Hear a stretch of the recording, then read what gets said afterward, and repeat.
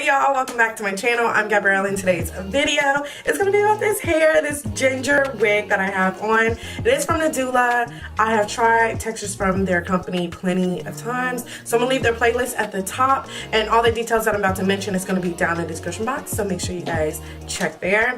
And also, if there's an update on this hair, it will be in the comment section and I will pin it. So, with that being said, like I mentioned, this is from the NadulaHair Hair Company. This is their Ginger Jerry Curly 13x4 lace frontal wig in 24 inches.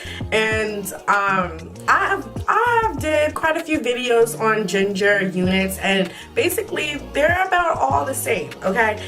With this one in particular, there is like one thing that's slightly better than the others, and that is that lace, okay? If you're my skin tone or even, you know, darker, this wig is going to be really easy for you guys to blend into your skin. I used a little bit of my lace tint concealed spray, and I didn't even have to. I don't know why I did that, but literally it was so easy, so convenient. When it comes to these curls, ooh, child, they look so good. I want to make sure, yeah, Jerry Curly. I don't know why I was thinking it was steep wave, but yeah, the pattern is absolutely beautiful. It is soft. I trimmed a little bit off the ends. The color is just, it is stinking cute, okay? It's so stinking cute. I have nothing negative to say. Nothing negative to say. The hair is very lightweight. It's very fluffy.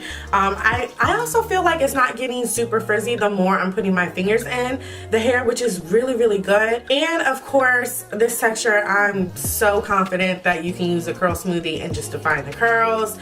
I was gonna sell this one on my page, but I'm not going to. This one I'm keeping in my stash, okay? That is how much I'm really liking this wig. Now, I am a little anal with like cutting, so I just feel like I'm going to have to trim this unit just a little bit more.